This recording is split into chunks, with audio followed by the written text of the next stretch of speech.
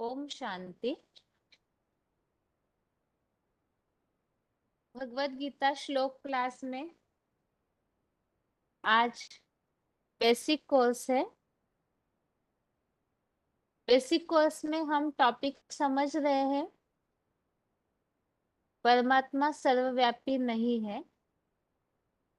और अभी तक के क्लासेस में हमने इसके काफी सारे प्रमाण समझे हैं, जो दुनिया में विशेषकर भक्ति मार्ग वाले जो भी भक्त है, जो भगवान के प्रति श्रद्धा भावना रखते हैं। द्वापर युग से जब भगवान को ढूंढा गया और भगवान नहीं मिले, तो ये एक गलतफहमी फैल गई है कि भगवान सब जगह कण कण में व्यापी है। लेकिन वास्तव में भगवान को इस तरह से सब जगह व्यापी मानना, ये भगवान की ग्लानि करना है, डिफेम करना है, भगवान को गालियां देने जैसा हो जाता है। क्योंकि कोई भी बच्चे अपने पिता को गधा, कुत्ता, बिल्ली, सर्प नहीं कहेंगे, लेकिन मनुष्यों ने सभी पिताओं का भी पिता पूछते मुझ भगवान को इस तरह से सब जगह व्यापी मानकर सबसे बड़ी भूल की, जिसका दुष्परिणाम मनुष्यों का बुद्धियोग भटकता गया और साथ ही में भगवान की ग्लानि करने के कारण सबसे ज्यादा पतन हुआ है।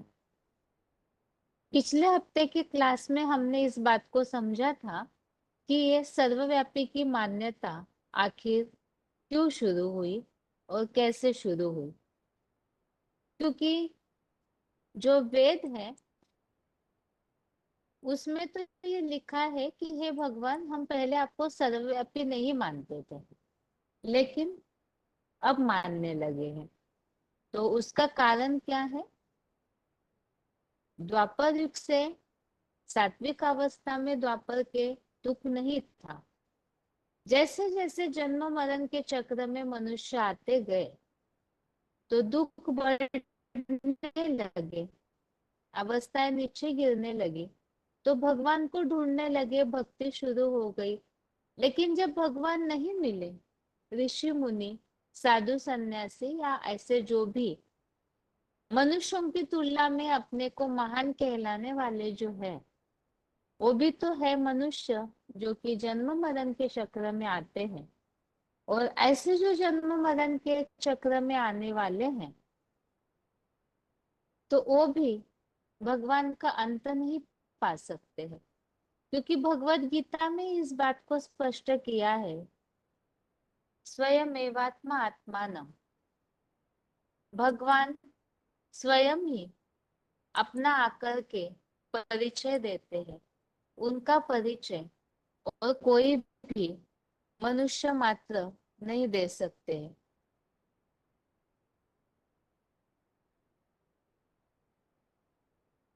तो इस बात से तो ये बात बिल्कुल स्पष्ट है कि वास्तव में भगवान जब स्वयं अपना परिचय दे सकते हैं, तो भगवान का परिचय और कोई भी नहीं दे सकते। और द्वापर युग से इसी कारण से ऋषि मुनि या साधु सन्यासियों ने न समझने के कारण पहले तो ये बात बता दी कि हे भगवान, हम आपको सर्वव्यापी पहले नहीं मानते थे। नेति नेति कह दिया, भगवान का आदि मध्य अंत नहीं जानते हैं, भगवान क्या कार्य करते हैं वो नहीं जानते हैं। और इसीलिए ही जब बहुत ढूंढने पर ही भगवान नहीं मिले, तो फिर मनुष्यों ने भगवान को, अर्थात विशेषकर जो साधु सन्यासी है, उन्होंने भगवान को, ऋषि मुनियों ने भगवान को सर्वव्यापी बता दी।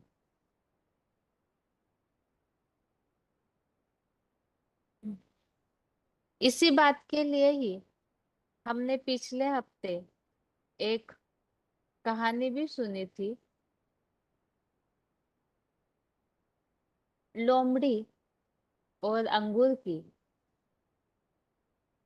बहुत ऊंचे पेड़ पर अंगूर लगे हुए हैं और लोमड़ी उन अंगूरों तक नहीं पहुंच पाती है, तो लोमड़ी अपने आप को समझाने के लिए यही कह देती है कि अंगूर खट्टे हैं।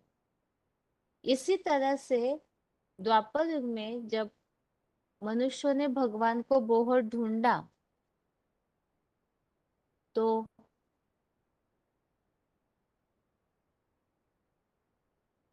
स्क्रीन शेयरिंग स्टॉप हुआ है, इसीलिए 2 मिनट के बाद फिर से चालू करते।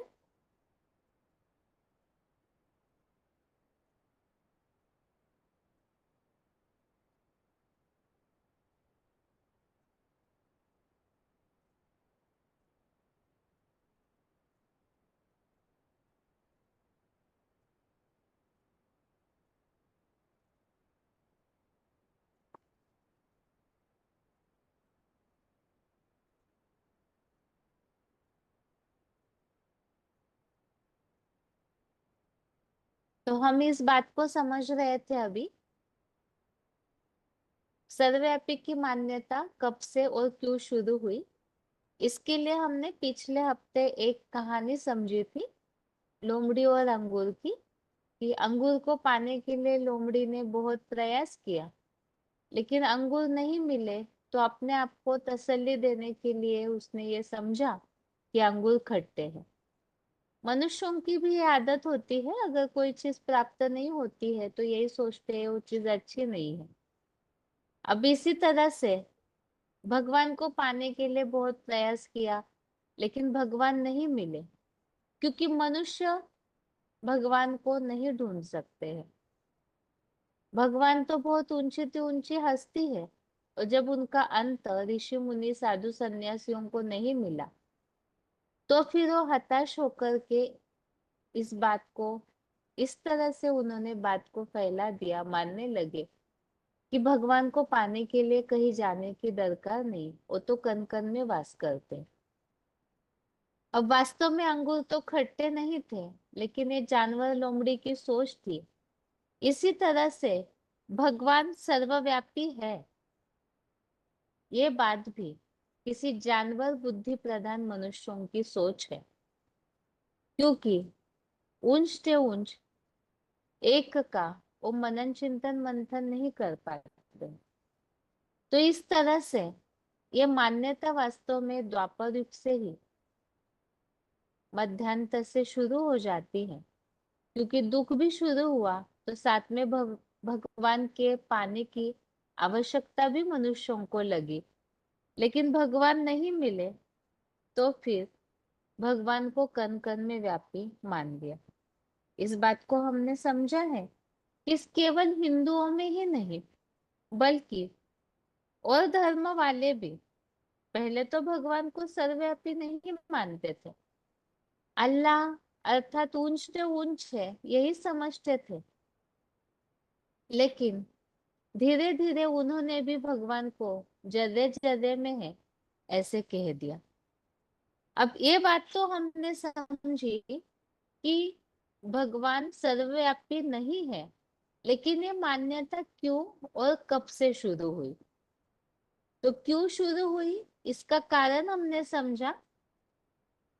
द्वापर युग से भगवान को बहुत ढूंढा, भगवान नहीं मिले, तो फिर हताश होकर के इस बात को समझ लिया गया कि भगवान सभी जगह व्यापी है, कण कण में व्यापी है। और कब से शुरू हुई इसे भी हमने समझा। शुरुआत में वेदों में तो ये बात उल्लेखित है कि हे भगवान, पहले हम आपको सर्वव्यापी नहीं मानते थे, इसका मतलब बाद में मानने लगे। अब ये मान्यता आखिर शुरू कब से हुई, क्यों हुई। भगवान को मानने का या भगवान के प्रति श्रद्धा भावना बढ़ाने का एक साधन है शास्त्र। इन शास्त्रों के द्वारा ही मनुष्यों को रास्ता मिल रहा था द्वापर युग से, क्योंकि उस समय तो भगवान इस सृष्टि पर थे नहीं।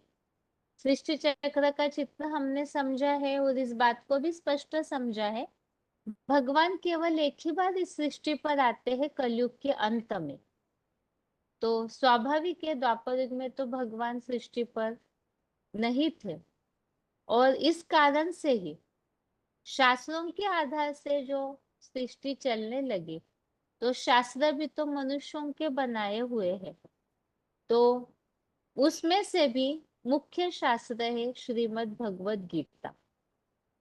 श्रीमद् भगवत गीता में जो उल्लेखित एक बात है, इस बात को गलत फहमी से लेने के कारण उसका अर्थ गलती से उठाया गया, गलत उठाया गया, और इसी कारण से ये सर्वव्यापी की जो बात है वो फैलना शुरू हो गया। वो बात क्या है, इसे हम आज के क्लास में समझते हैं। तो इससे ये बात और स्पष्ट हो जाएगी कि आखिर सर्वव्यापी की ये मान्यता कैसे फैल गई और इतनी ज्यादा व्यापक हो गई कि जिसके कारण मनुष्यों का दिनों दिन पतन होते गए। भगवत गीता में जहां से इस भूल की शुरुआत हुई है वो है 10वां अध्याय विभूति योग। विभूति योग में 10वें अध्याय में भगवान ने भगवान की जो विशेष रचना है उनके बारे में बताया है। उसमें से भी 21 से 38वें श्लोक तक खास सारी विभूतियों के बारे में उल्लेख आया हुआ है। श्लोक नंबर 21 से 38 तक अलग अलग प्रकार की ढेरों विभूतियों के बारे में बताया हुआ है। पहले तो विभूति योग में क्या उल्लेख आया है उसके लिए उदाहरण के तौर पर कुछ श्लोक हम समझते हैं, जिससे किस तरह से वो गलतफहमी फैली या मानी गई वो हमें स्पष्ट होगा। तो यहाँ डिस्प्ले में भी 2-3 श्लोक दिए गए हैं। जैसे कि विभूति में इस तरह से समझा गया, नदियों में गंगा हूँ, पशुओं में सिंह हूँ, आदित्यों में विष्णु हूँ। ये उल्लेख आए हुए श्लोकों को ही हम एक बार देखते हैं। 10वें अध्याय का 21वां अध्याय 10 का श्लोक नंबर 21 है। आदित्यानाम अहम विष्णु ज्योतिषाम रविरंशुमान मरीचिर मरुतामस्मि नक्षत्राणाम अहम शशि। इसमें उल्लेख आया है कि आदित्यों में मैं विष्णु हूँ। यहाँ केवल हम उदाहरण देख रहे हैं कि किस तरह से विभूतियों में भगवान है और उसके चलते सर्वव्यापी की बात फैली है। 10वें अध्याय का 30वां श्लोक, अध्याय 10 का श्लोक नंबर 30। प्रह्लाद चास्मि दैत्यानाम कालः कालयतामहम् मृगानां च मृगेन्द्रोऽहम् वैनतेयश्च पक्षिणाम। और 10वें अध्याय का 31 इसमें है पवनः पवतामस्मि रामः शस्त्रभृतामहम् झषाणां मकरश्चास्मि स्रोतसामस्मि जानवी। इन श्लोकों में जैसे 21वें श्लोक में आदित्यानाम अहम विष्णु, 30वें श्लोक में मृगानाम च मृगेन्द्रोऽहम्, और 31वें श्लोक में स्रोतसामस्मि जानवी। तो इसमें नदियों में गंगा हूँ, जितने भी नदियां हैं उनमें जानवी अर्थात गंगा हूँ। मृगा नाम च मृगेन्द्रोऽहम्, तो इसमें बताया हुआ है पक्षुओं में सिंह हूँ। ऐसे वैनतेयश्च पक्षी नाम, पक्षियों में मयूर हूँ, आदित्यों में विष्णु हूँ। ऐसे काफी सारे बातें बताई है। जैसे शस्त्र धारण कर्ताओं में राम हूँ, तो ये सारी बातों को लेकर के ये समझा गया है। अब यहाँ अगर हम थोड़ा सा और अच्छे से निरीक्षण करें, आदित्यों में मतलब जितने भी देवताएं हैं, उन देवताओं में विष्णु मैं हूँ। जितने भी पशु हैं, जानवरों की जितनी भी कैटेगरीज है, उनमें सिंह मैं हूँ। और शस्त्र धारण कर्ताओं में राम हूँ। और जितनी भी नदियां हैं, उन नदियों में गंगा को श्रेष्ठ माना जाता है, तो गंगा मैं हूँ। तो इन बातों को पढ़ने से तो ये समझ में आ रहा है, जैसे परम पिता परमात्मा भिन्न भिन्न योनियों की श्रेणियों के रूप में अपनी उपस्थिति को बता रहे हैं। मतलब ये जितने भी 21वें श्लोक से 38वें श्लोक है तक बहुत सारी अलग अलग बातों का उल्लेख आया हुआ है। जैसे इस सृष्टि में जो भी ऐसी चीजें हैं, जानवर, पशु, शस्त्र, पेड़, ऐसे अलग अलग जितनी भी कैटेगरीज है, तो उन सब में भी जितनी भी योनिया कैटेगरीज है, तो उन सब में जो श्रेष्ठ है, तो उसमें भगवान का स्वरूप बताया गया है।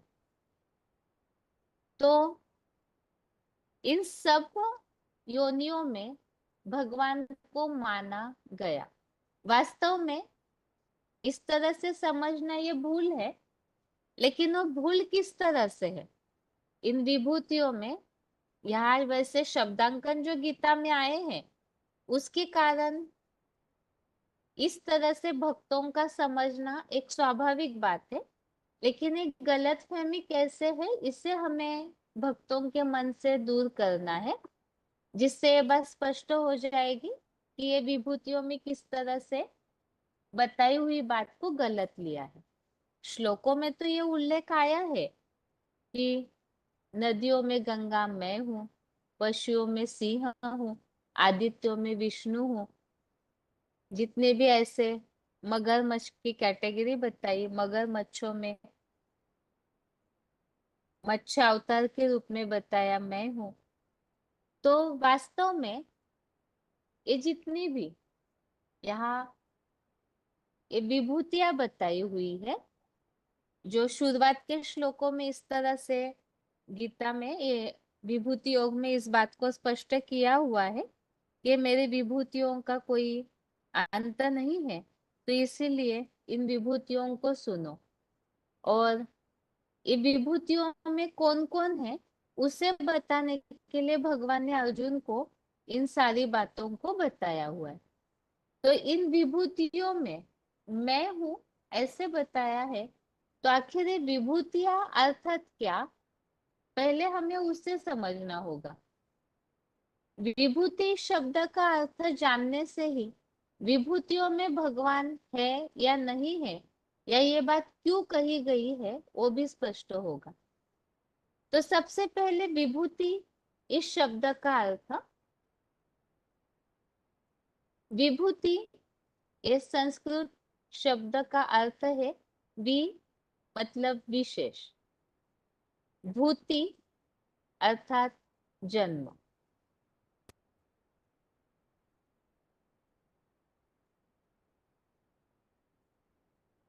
तो विभूति अर्थात विशेष रूप से जन्म लेने वाला।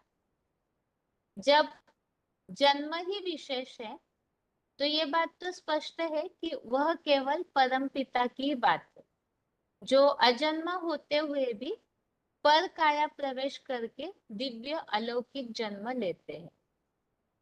बाकी सभी का जन्म जो है वो साधारण जन्म है, क्योंकि शारीरिक जो भी जन्म है सभी का, वो जैसे प्रक्रिया प्रकृति के द्वारा नोंधी हुई है, उस द्वारा सभी का साधारण जन्म होता है, शारीरिक जन्म। लेकिन भगवान जो है वो अजन्मा है। और विशेष बात 10वें अध्याय में शुरू में इस बात को भगवान ने स्पष्ट किया है, जो 10वें अध्याय के तीसरे श्लोक में बताया हुआ है कि मैं अजन्मा हूँ, अनादि हूँ, और जो इस बात को जानता है वो फिर पापों से मुक्त होता है। तो यहाँ स्पष्ट किया हुआ है 10वें अध्याय में शुरू में ही कि भगवान तो अगर्भा और अजन्मा है, और वो प्रभवम अर्थात उनका प्रकृष्ट जन्म होता है, एक अलग दिव्य अलौकिक जन्म है। तो और मनुष्यों की तुलना में भगवान का जन्म अलग है। तो ये स्वाभाविक बात है कि जितने भी मनुष्य शारीरिक प्रक्रिया से गर्भ से जन्म लेते हैं वो साधारण जन्म है, और परम पिता का जो जन्म है वो दिव्य जन्म है, प्रभावशाली जन्म जिससे कहा गया है। तो बाकी सभी का जो जन्म है वो साधारण शारीरिक प्रक्रिया के तौर पर होता है।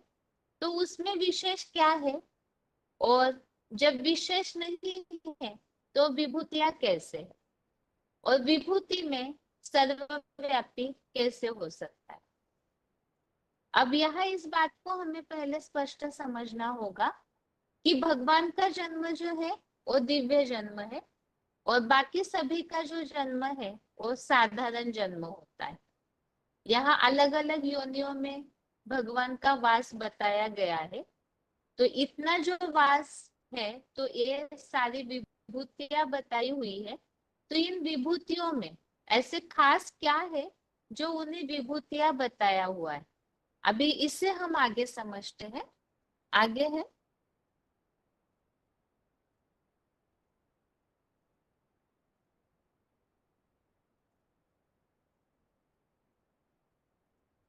हमें यह इस बात को समझना है कि भिन्न भिन्न श्रेणी की योनियों को ही भगवान का रूप, अपना रूप कहा गया है। सभी परम पिता परमात्मा नहीं है। जितने भी अलग अलग कैटेगरीज है उनमें भी जो कोई श्रेष्ठ चीजें हैं उनमें भगवान का रूप कहा गया है। अर्थात जितनी भी नदियां हैं उन सब नदियों में मैं हूं ऐसे नहीं कहा। नदियों में कोई ऐसी एक ही कैटेगरी है जिसे नदियों में गंगा बताया हुआ है, जैसे परमात्मा को नदियों में गंगा बताया है। तो इससे तो ये बात स्पष्ट है कि अन्य नदियों में परमात्मा नहीं है। आदित्यों में विष्णु है, तो इसका मतलब अन्य जो देवताएं हैं वो परमात्मा का रूप नहीं है। शस्त्रधारियों में राम है, अगर शस्त्रधारियों में राम यदि भगवान है तो अन्य शस्त्रधारी कोई भी परमात्मा नहीं है। तो इसका मतलब जो सर्वश्रेष्ठ है उसी को ही परमात्मा का रूप माना गया है।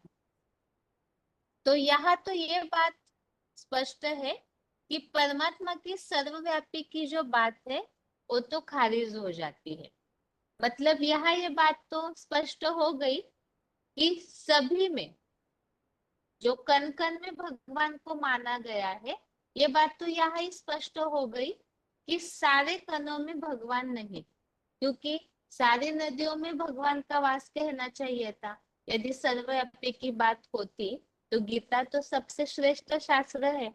तो सभी जितने भी प्राणी हैं उनमें मैं हूँ, जितने भी पक्षी हैं उनमें मैं हूँ, ऐसे आना चाहिए था। ऐसे नहीं आया है, बल्कि इनमें जो सर्वश्रेष्ठ कोई कोई है उनमें परमात्मा का रूप माना गया है भक्तों के हिसाब से।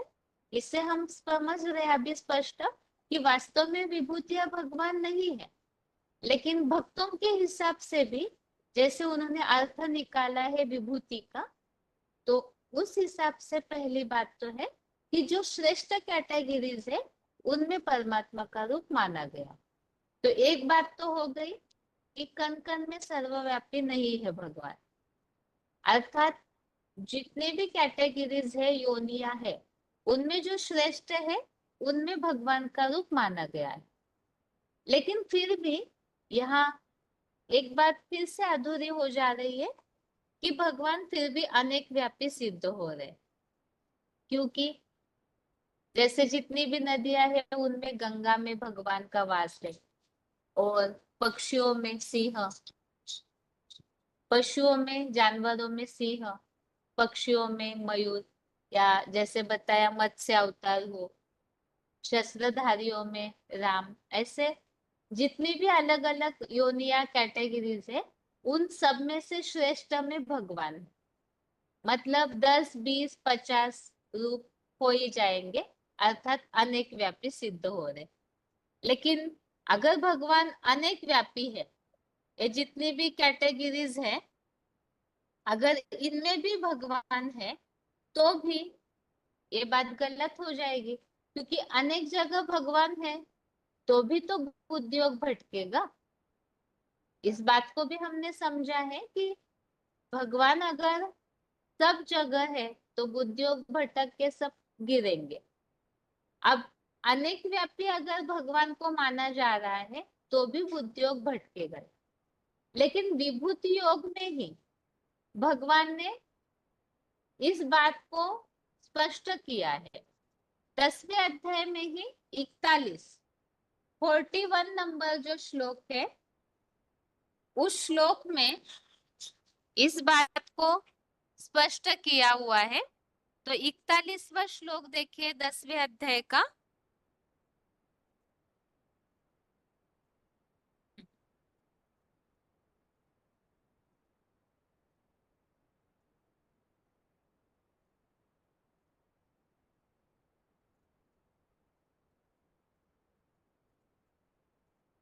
श्लोक है, यत् यत् विभूति मत्सत्वम श्रीमदुर्जितमेव वा तत्तदेवावगच्छत्वं मम तेजोंश संभव। श्लोक फिर से, यत् यत् विभूति मत्सत्वम श्रीमत ऊर्जितमेव वा तत्तदेवावगच्छत्वं मम तेजोंश संभव।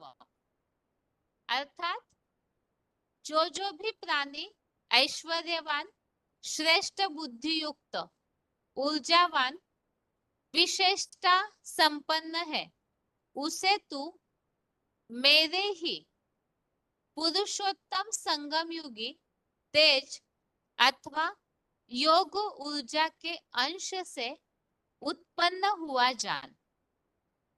अर्थात यहाँ जो श्लोक में खास बात आई हुई है, यह विभूति मतलब क्या? विशेष रूप से जन्म लेने वाले। हमने शुरू में इस शब्द का अर्थ समझा कि जिन्होंने विशेष रूप से जन्म लिया है, तो वो श्रेष्ठ कैटेगरीज है जिनके लिए बताया है ऐश्वर्यवान, श्रेष्ठ बुद्धि युक्त, ऊर्जावान है, विशेषता संपन्न है। तो ऐसी जो भी विभूतियां है वो कैसे निर्माण हुई? तो बताया मेरे तेज या योग ऊर्जा के अंश से उत्पन्न हुआ जान। तो तेज से उत्पन्न होना, तेज के अंश से उत्पन्न होना अर्थात क्या? तो इसका अर्थ यही है, जैसे किसी सुंदर, बलिष्ठ या बुद्धिमान व्यक्ति को अपने समान पुत्र प्राप्त हो तो यही कहा जाता है कि पुत्र को यह तेज अपने पिता से प्राप्त है।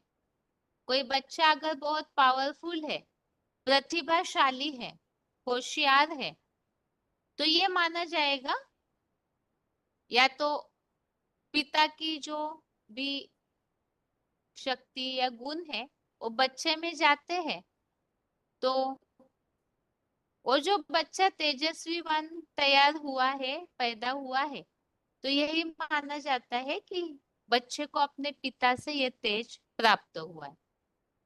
उस व्यक्ति के अनेक बच्चे होने पर भी उसकी जिम्मेदारी उठाकर उसके सपनों को पूरा करने वाले, उसको गौरवान्वित करने वाले पुत्र को ही वह अपना मानता है अपना रूप समझता है।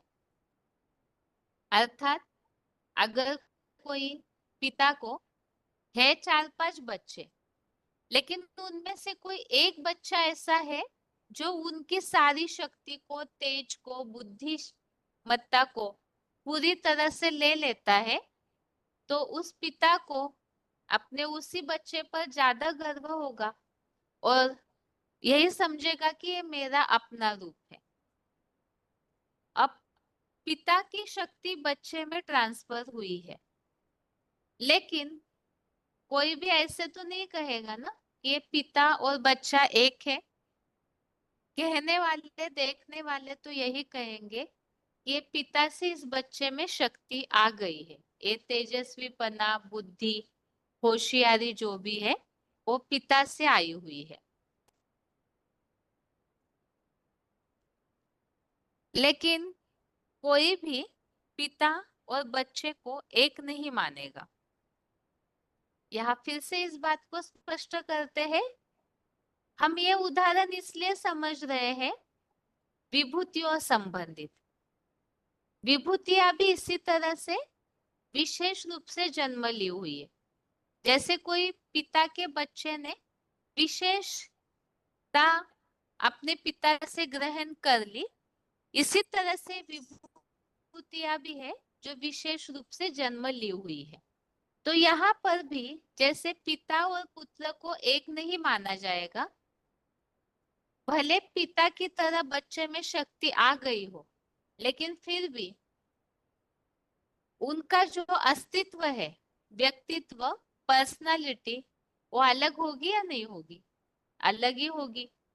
दोनों के शरीर अलग, तो वो जो पर्सनालिटी है वो अलग है।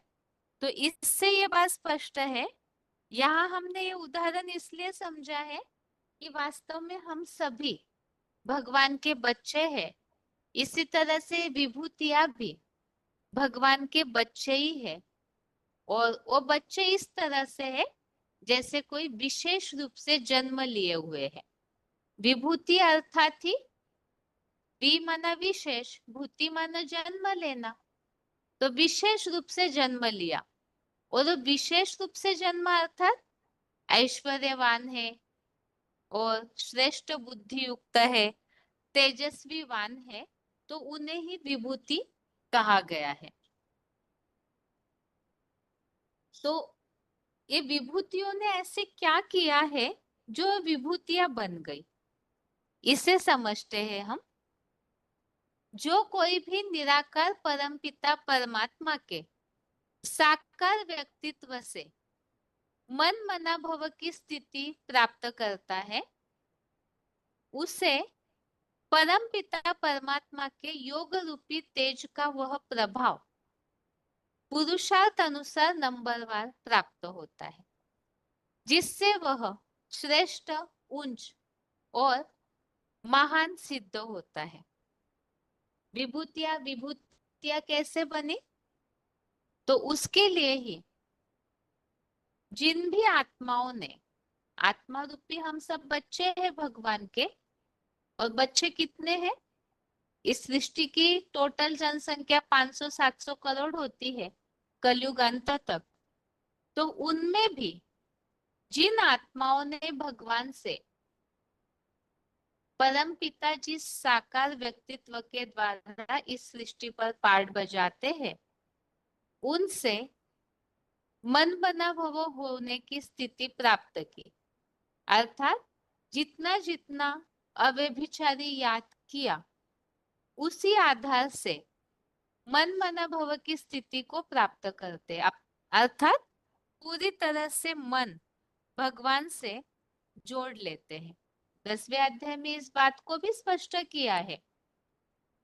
जो ये बात ऐसे बताई हुई है, मच्चित्ता मद्गत प्राणा बोधयंत परस्परम कथयंतश्च माम नित्यम तुष्यन्ति च रमन्ति च। अर्थात विभूतियों में ये बात भी स्पष्ट की है भगवान ने कि जो मेरे में ही मन लगाते हैं, मेरे बारे में ही वार्तालाप करते हैं, तो वो फिर आनंद मनाते, संतोष पाते।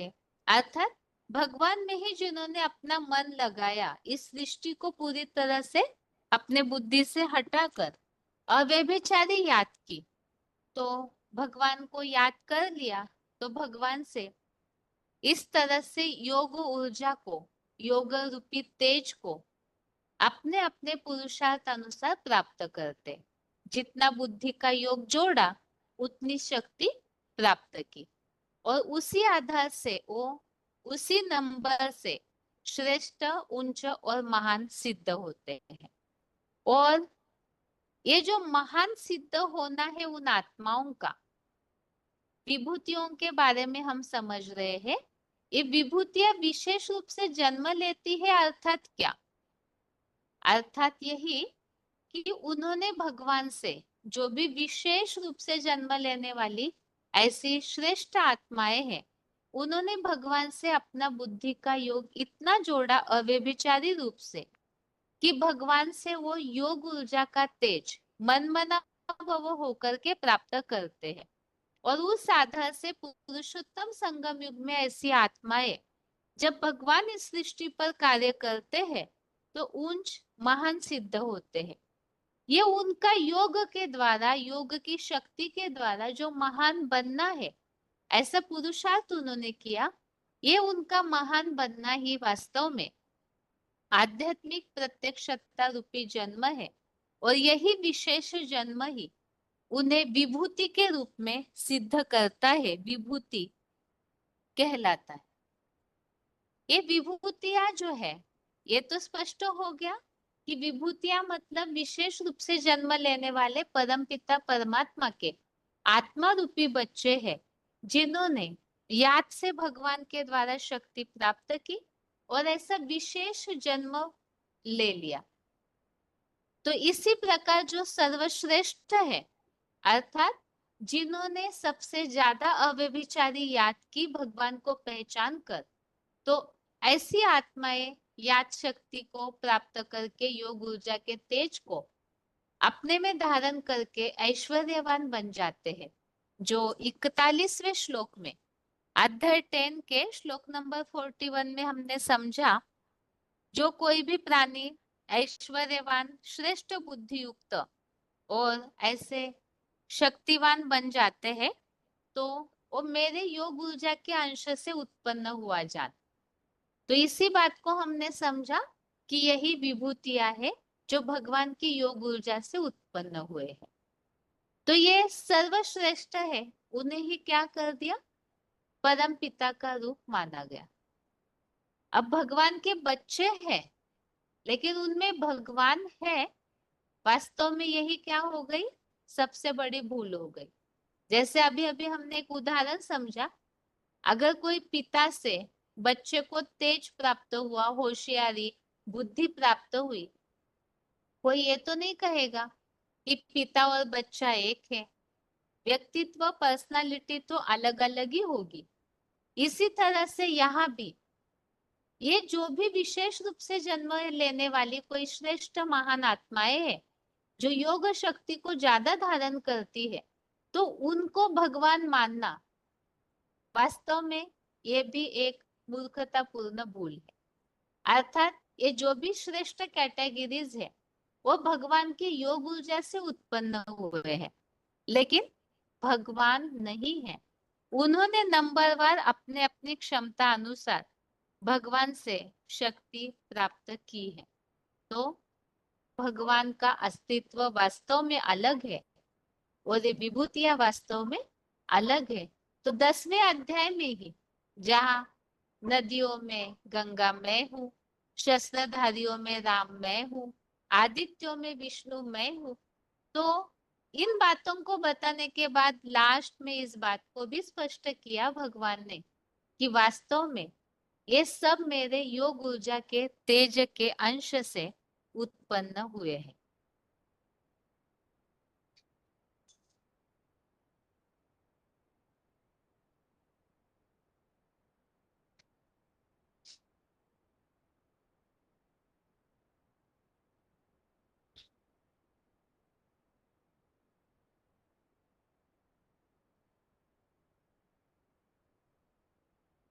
नेटवर्क प्रॉब्लम के कारण स्क्रीन शेयरिंग स्टॉप हुआ है, इसलिए थोड़ा सा इंतजार कीजिए, फिर से आगे की बात समझना शुरू करते हैं।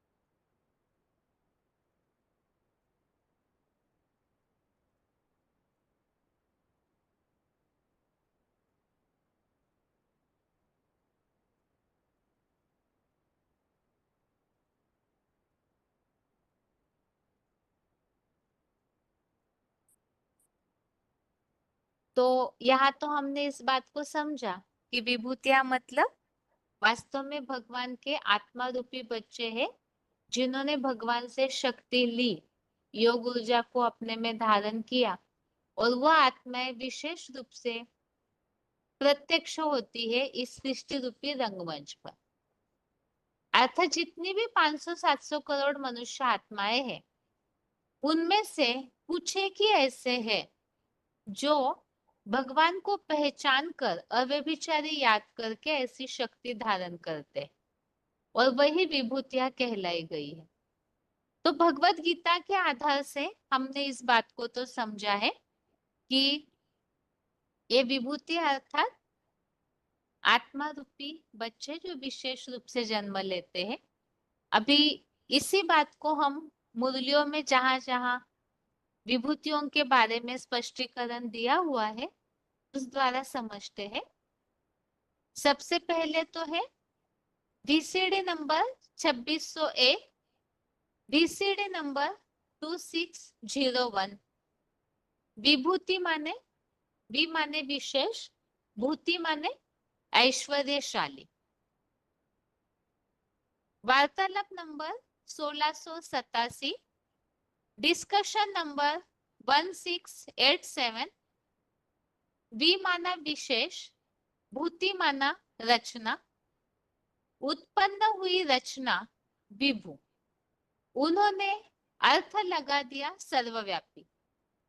सर्वव्यापी का अर्थ नहीं है विभु से बनता है विभूति, अर्थात विशेष रूप से जिन्होंने जन्म लिया तो वही विभूति बन गए, और उन विभूतियों को भक्ति मार्ग वालों ने सर्वव्यापी के रूप में समझ लिया।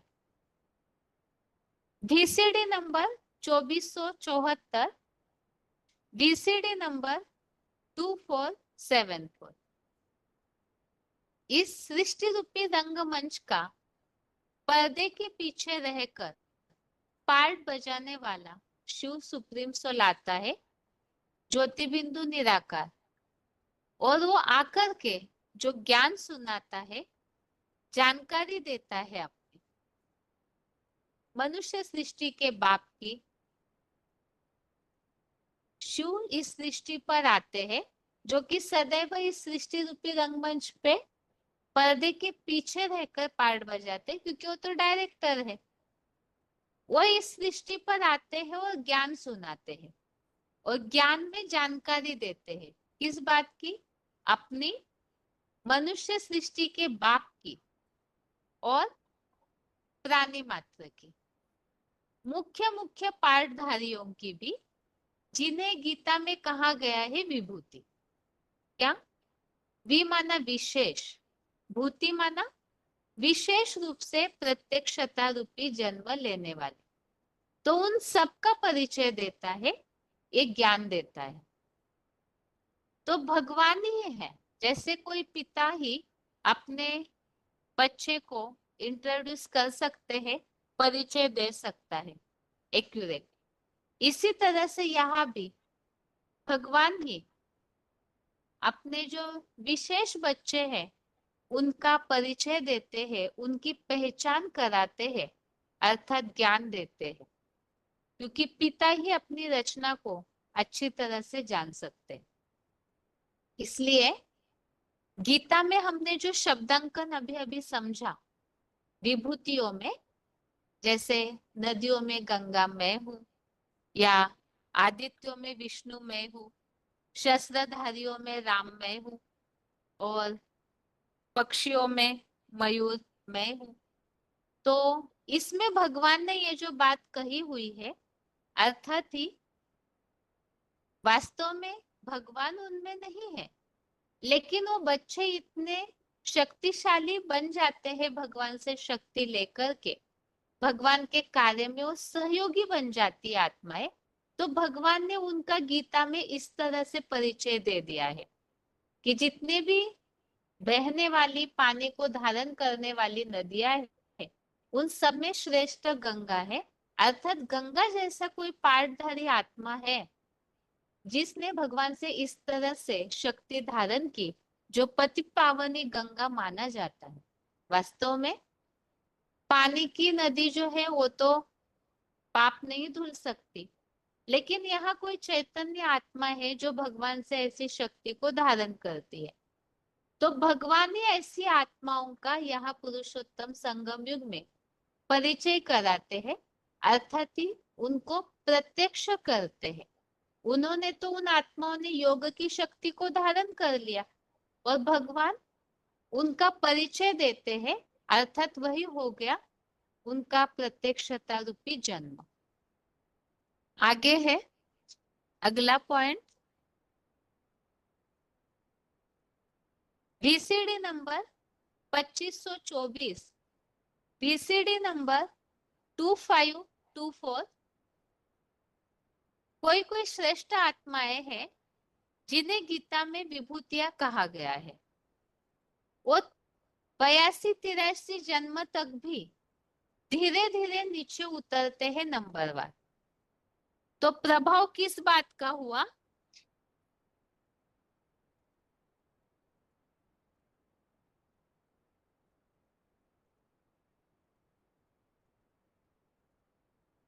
तो प्रभाव किस बात का हुआ कि कोई तेजी से नीचे उतर जाते हैं, राक्षसों के संग में आकर जल्दी राक्षस बन जाते हैं, और कोई नहीं बनते हैं। मनुष्यता रहती है, इंसानियत रहती है कम से कम। तो ये बात, तो ये किस बात का कमाल है? किस बात का कमाल हुआ? याद का कमाल हुआ। संगम युग में जिन्होंने जितनी अव्यभिचारी याद की, क्या एक शिव बाबा दूसरा न कोई, तो उनको आत्मा रूपी बैटरी में, उन आत्मा रूपी बैटरी में ढेर सारी पावर भर जाती है अव्यभिचारी याद। तो इस पॉइंट में बाबा ने ये बात स्पष्ट की है कि गीता में जिन्हें विभूतियां कहा गया है, वास्तव में विभूतियां अर्थात ही आत्मा रूपी बच्चे हैं। अभी अभी हमने पॉइंट्स में समझा है कि ये सब आत्मा रूपी बच्चे हैं जो भगवान के योग ऊर्जा को धारण करते हैं, और विशेष रूप से प्रत्यक्षता रूपी जन्म लेते हैं, जो आध्यात्मिक जन्म है, आत्मा का प्रत्यक्षता रूपी जन्म। और वो जन्म विशेष रूप से होने का कारण है उन्होंने याद की शक्ति को यहाँ संगम युग में धारण किया है। वास्तव में ये जो आत्माएं हैं, ये भी जन्म मरण के चक्र में आने वाली है, लेकिन वो 82-83 जन्म तक भी बहुत धीरे धीरे नीचे उतरते। जो भी जन्म मरण के चक्र में आने वाली आत्माएं हैं, उनमें कोई ऐसे है बहुत तेजी से संख्या रंग में आते हैं, उनका बुद्धि योग भटकने लगता है द्वापर युग से, तो तेजी से पतन होता है, अर्थात राक्षसों के संग में आकर के जल्दी राक्षस बनते। और कोई ऐसी आत्माएं हैं जो अपने को पावरफुल बना के रखते हैं लंबे समय तक, जो बताया 82-83 जन्म तक बहुत धीरे धीरे नीचे उतरते हैं। तो एक तो है तेजी से पतन होने वाली आत्माएं, एक है धीरे धीरे पतन होने वाले। तो जो धीरे धीरे पतन होने वाले हैं, जरूर उन्होंने अपने में शक्ति को बरकरार रखा है, और वो कौन सी शक्ति को अपने में धारण करके रखते हैं? तो जिसके लिए बताया है कि किस बात का कमाल है कि उन आत्माओं में इंसानियत रहती है, तो संगम युग में जिन्होंने जितनी अव्यभिचारी याद की, तो उनके आत्मा में, आत्मा रूपी बैटरी में ढेर सारी पावर भर जाती है अव्यभिचारी याद। तो ये विभूति अर्थात अव्यभिचारी याद की शक्ति उन्होंने अपने में धारण की है। तो संगम युग में भी आकर के उन्हें ज्यादा मेहनत नहीं करनी पड़ती। अगला पॉइंट है वार्तालाप नंबर 1511, डिस्कशन नंबर 1511, बाप के विशेष बच्चे कैसे साबित होंगे।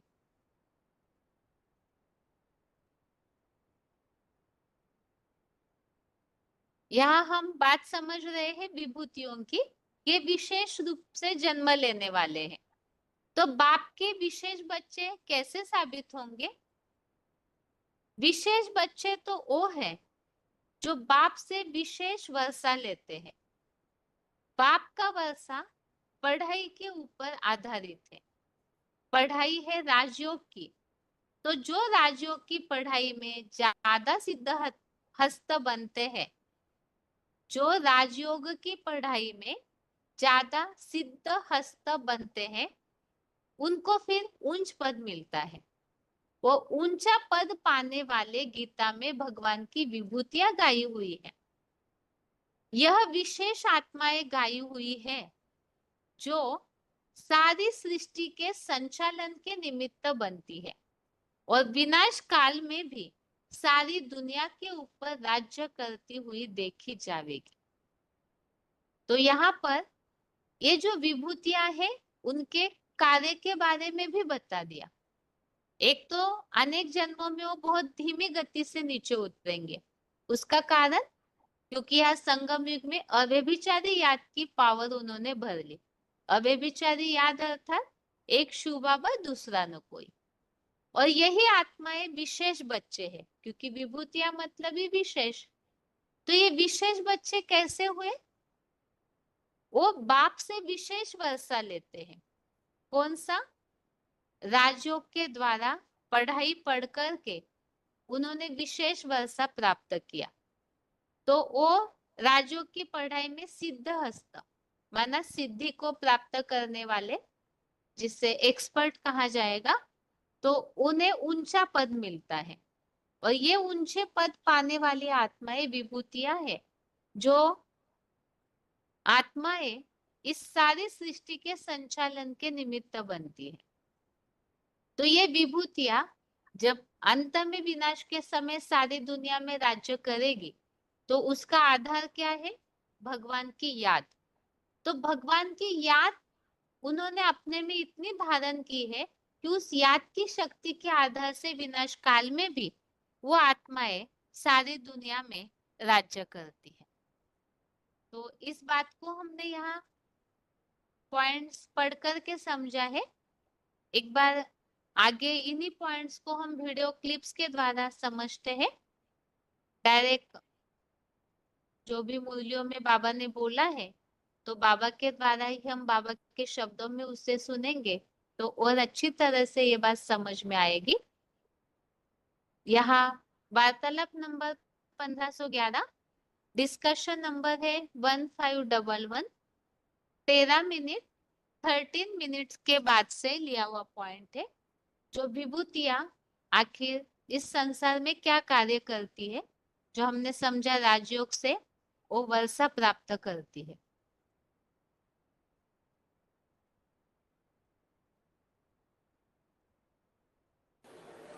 विशेष बच्चे तो वो हैं जो बाप से विशेष वर्षा लेते हैं।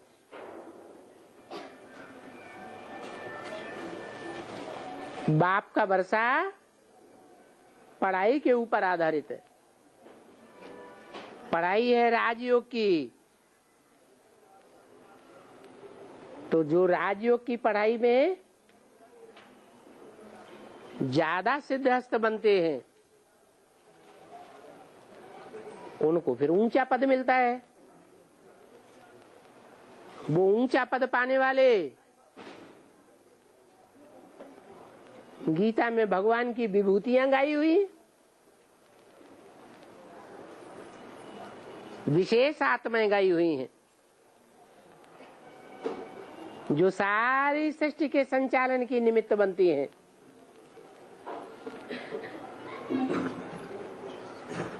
और विनाश काल में भी सारी दुनिया के ऊपर राज्य करती हुई देखी जाएंगी। अगला पॉइंट है, विभूतियों ने याद की पावर आत्मा रूपी बैटरी में भरी है। वीसीडी नंबर 2524, वीसीडी नंबर 2524 1 घंटा के बाद से लिया हुआ पॉइंट है।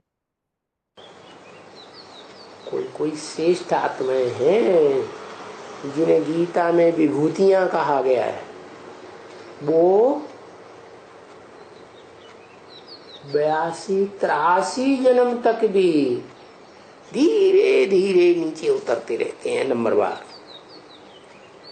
तो प्रभाव किस बात का हुआ कि कोई तेजी से नीचे उतर जाते हैं, राक्षसों के संग में आकर जल्दी राक्षस बन जाते हैं, और कोई नहीं बनते हैं। मनुष्यता रहती है, इंसानियत रहती है कम से कम। तो ये किस बात का कमाल है?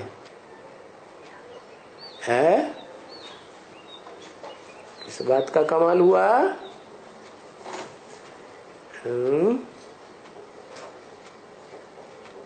याद का कमाल हुआ।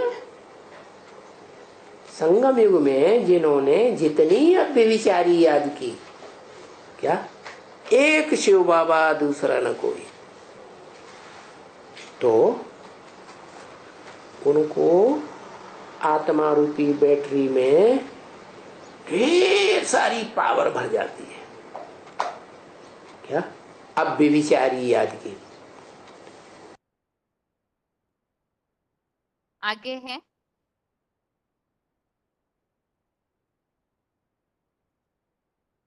तो हमने इस बात को अभी अभी समझा कि अव्यभिचारी याद की पावर विभूतियां भर लेती है, और इसी आधार से वो आत्माएं 82-83 जन्म तक भी बहुत धीरे धीरे उतरते हैं। और विशेष बात तो यह है कि यही आत्माएं पुरुषोत्तम संगम युग में अंत में विनाश काल में भी सारे सृष्टि के संचालन के निमित्त बनती है। और गीता में तो इस बात को भी बताया हुआ है कि आप इन विभूतियों के द्वारा सारा स्वर्ग नरक का कार्य फैला करके अव्यक्त होकर के शांति धाम में बैठ जाते हैं। तो इससे ये बात स्पष्ट है कि विभूतियों के द्वारा भगवान से जिन्होंने शक्ति भर ली याद की, उस आधार से सृष्टि के संचालन का कार्य होता है। और वो विभूतियां कौन कौन है? मुरलियों में इन विभूतियों के कुछ नाम बताए हुए हैं, उनके लिए इशारा दिया हुआ है, तो उसके संबंधित पॉइंट देखते हैं। VCD number 2048, VCD number 2048। Brahma से जब सृष्टि रची गई तो कोई कान से पैदा हुआ, कोई नाक से पैदा हुआ, कोई मुख से पैदा हुआ, कोई आंख से पैदा हुआ, कोई हृदय से पैदा हुआ, कोई हाथ से पैदा हुआ। ये विभूतियां है आरंभक।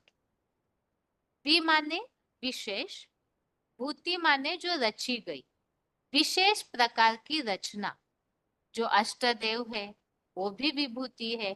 ब्रह्मा के जो 4 पुत्र है वो भी विभूति है।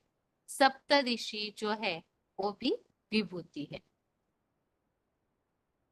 तो यह कुछ नाम बताए हुए हैं, जैसे अष्टदेव, ब्रह्मा के 4 पुत्र जिन्हें मानस पुत्र कहा गया है, और सप्त ऋषि, यही 7 नारायण भी कहलाए जाते हैं। तो वो विशेष विभूतियां कही गई। अभी अगला पॉइंट है, जैसे कि हमने अभी तक समझा कि विभूति योग से ही बहुत बड़ी गलतफहमी समझ ली गई है भक्तों ने कि ये सारी विभूतियां ही भगवान है, सब में भगवान व्यापी है। लेकिन अभी हमने समझा वास्तव में पिता से तेज को योग ऊर्जा के तेज को इन आत्माओं ने धारण किया है नंबरवार पुरुषार्थानुसार। इसी बात को यहाँ और एक पॉइंट में क्लियर किया है।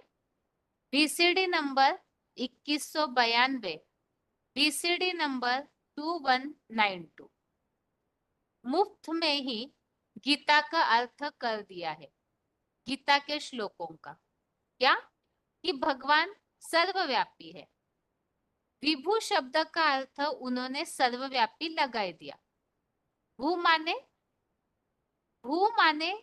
जन्म लेना, भू माने होना अर्थात जन्म लेना, वी माने विशेष रूप से जन्म लेना।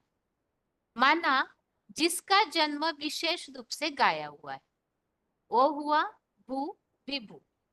तो औरों से तुलना की गई विभू शब्द में कि वो सबसे श्रेष्ठ है, विशेष है। तो सर्वव्यापी कैसे हो गया? सर्वव्यापी का कोई भी अर्थ नहीं है।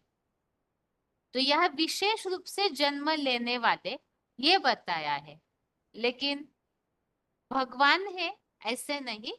अर्थात और सभी का जन्म जो है वो साधारण होता है और उनकी तुलना में जो विभूतियां है वो विशेष रूप से जन्म लेती है।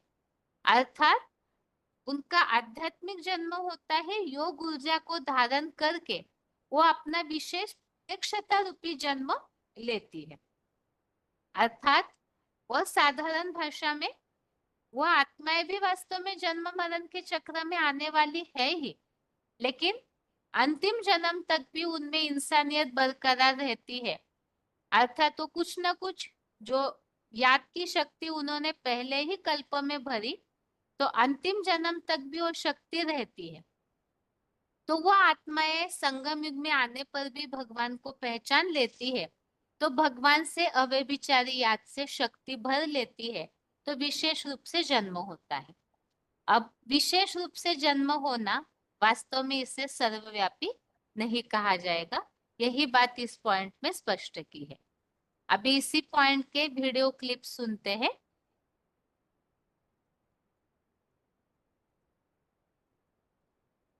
विभू शब्द के अर्थ को गलत लेकर सर्वव्यापी समझ लिया गया है।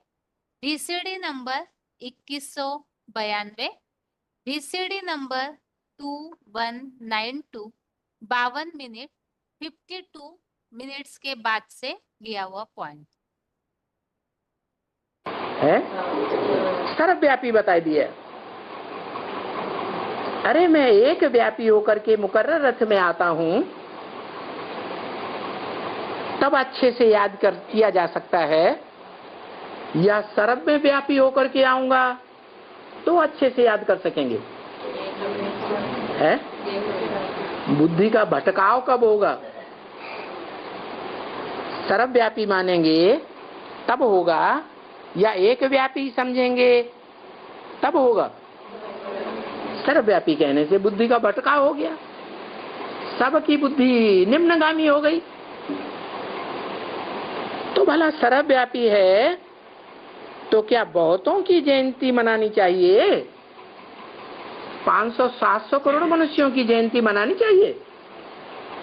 क्योंकि भगवान तो ऊंचे ऊंचे है, उसकी जयंती तो सबसे बड़ी जय जयकार करने वाली है, तो सबकी जय जयकार मनानी चाहिए। मनुष्य मनाते भी हैं, गांधी जयंती है, टैगोर जयंती, फलानी जयंती, कोशिश तो करते हैं कि इन्होंने जो जन्म लिया है वो बड़ी जय जयकार हुई है इनके जन्म लेने के बाद, लेकिन वास्तव में उनको तो सबको सर्वव्यापी की लिस्ट में कहेंगे। मैं तो सिर्फ एक में व्यापक होकर के आता हूं, क्योंकि सर्वव्यापी का तो कोई अर्थ ही नहीं निकलता। मुफ्त में गीता का अर्थ कर दिया है, गीता के श्लोकों का क्या कि भगवान सर्वव्यापी। विभू शब्द का अर्थ उन्होंने सर्वव्यापी लगा दिया। भू माने भू माने होना, जन्म लेना। बी माने विशेष रूप से जन्म लेना, माना जिसका जन्म विशेष रूप में गाया हुआ है वो हुआ भू, विभू। तो औरों से तुलना की गई ना विभू शब्द में कि वो सबसे श्रेष्ठ है, विशेष है, तो सर्वव्यापी कैसे हो गया? सर्वव्यापी का कोई भी अर्थ नहीं है। अगला point, VCD number 1747, VCD number 1747, 1 घंटा 8 मिनट 1 आवर 8 मिनट्स के बाद से लिया हुआ पॉइंट है। विभू शब्द के अर्थ को गलत लेकर सर्वव्यापी समझ लिया गया है।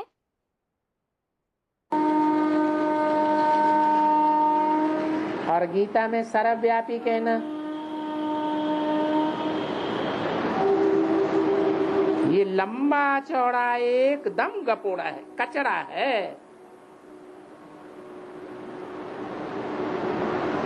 तो सब मनुष्यों की गीता में कहीं भी सर्वव्यापी शब्द आया है? आया है? सर्वव्यापी शब्द तो नहीं आया है, लेकिन अर्थ सर्वव्यापी का लगाई दिया। विभू का अर्थ सर्वव्यापी लगाई दिया। वि माने विशेष रूप से, भू माने उत्पन्न होने वाला, जो सामान्य रूप से मां के पेट से जन्म नहीं लेता है, विशेष रूप से प्रत्यक्षता रूपी जन्म लेता है, वो अर्थ विभू का है, परंतु उल्टा अर्थ लगाई दिया, एकदम कचरा है ना। अगला पॉइंट है, अंत में सबके बुद्धि में याद व्यापक हो जाती है, इसीलिए वास्तव में सर्वव्यापी समझ लिया गया। हम इस टॉपिक को समझ रहे थे कि भगवान सर्वव्यापी की मान्यता कब से शुरू हुई। तो आज की क्लास में हमने इस बात को स्पष्ट समझा है कि वास्तव में शुरू में सर्वव्यापी नहीं माना जाता था, लेकिन बाद में सर्वव्यापी कहने लगे। और उसका कारण क्या है? ये गलतफहमी कहाँ से शुरू हुई? भगवत गीता के विभूति योग इस अध्याय से। और विभूति योग इस 10वें अध्याय में जहां कहीं भी इन बातों का उल्लेख आया है कि जितनी भी श्रेष्ठ योनिया श्रेणियां हैं, तो उनमें मैं हूं, ऐसे जो शब्द आया है गीता में, उससे ही गलतफहमी हो गई। लेकिन वास्तव में ये जो विभूतियां है, अर्थात ही विभूति मतलब वास्तव में श्रेष्ठ आत्मा है, ऐश्वर्यवान, ऊर्जावान, ऐसों को विभूति कहा गया है जिन्होंने विशेष रूप से जन्म लिया। तो ये विभूतियों में भगवान को व्यापी मान लिया। लेकिन आज हमने इस बात को स्पष्ट समझा है, जैसे कोई पिता से कोई तेजस्वीवान बच्चा पैदा हो, तो पिता और बच्चे को तो एक कोई नहीं मानेगा। पिता से बच्चे ने शक्ति अर्जित कर ली, धारण की, उनके जैसा होशियार, तेजस्वी, बुद्धिमान बन गया। लेकिन फिर भी पिता का अस्तित्व अलग, पिता की पर्सनालिटी अलग और बच्चे की पर्सनालिटी अलग ही रहेगी। ठीक इसी प्रकार से ये विभूतियां मतलब विशेष रूप से जन्म लेने वाली आत्माएं आत्मा रूपी भगवान के बच्चे हैं। और वो विभूति कैसे बने? तो उन्होंने भगवान से पुरुषोत्तम संगम युग में अव्यभिचारी याद की पावर को भर लिया, और भर करके वो आत्माएं श्रेष्ठ, महान सिद्ध हो जाती है। ये सिद्ध होना, प्रसिद्ध होना अर्थात प्रत्यक्ष होना ही ये विभूतियों का प्रत्यक्षता रूपी जन्म है। लेकिन फिर भी भगवान से उन्होंने शक्ति ली है, तो भगवान से तो वो अलग है ही है। लेकिन इस बात को न समझने के कारण विभू से बना विभूति और इसी से ही सर्वव्यापी की गलतफहमी शुरू कर ली गई। वास्तव में आज हमने इस बात को समझा है। विभूतियां कोई भगवान नहीं है, वो भगवान के शक्तिशाली ऊर्जावान बच्चे हैं। और यही आत्माएं विभूतियां ही अंत में अपनी याद की शक्ति के द्वारा सारी सृष्टि को संचालन करते हुए देखने में आएगी। और वो जो याद है भगवान की जिन जिन में नंबरवार व्यापी हो जाती है, तो वो याद के आधार से ही ये गलतफहमी फैल गई कि भगवान सर्वव्यापी है। वास्तव में भगवान सभी में व्यापी नहीं है, बल्कि भगवान की याद सभी में नंबरवार व्यापी हो जाती है। तो वो याद व्यापी होती है, इसी संबंधित ही ये पॉइंट है। BCD number 1755, BCD number 1755, 28 minute 28 minutes के बाद से लिया हुआ पॉइंट।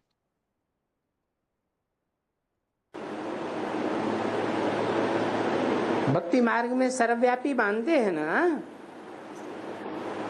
तो कहाँ की यादगार है?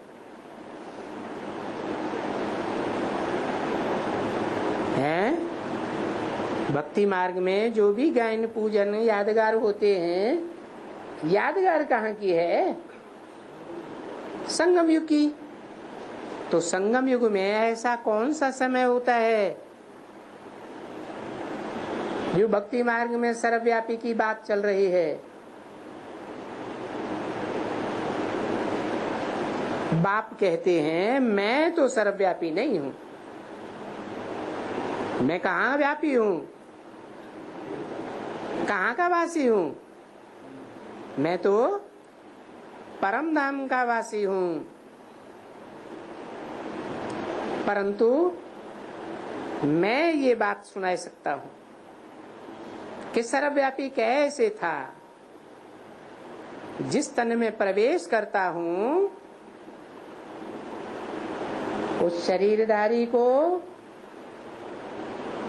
अंत समय में जब सारी दुनिया का विनाश होता है तो सब याद करते हैं। सबकी बुद्धि में कौन बैठ जाता है? निराकार बैठता है, बिंदु बैठता है, या बिंदु जिसमें प्रवेश करता है वो बैठ जाता है?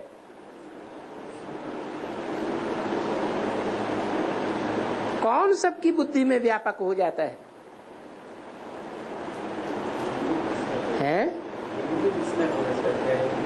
बिंदु परमपिता शिव जिसमें प्रवेश करते हैं वो सारी दुनिया की बुद्धि में व्यापक हो जाता है।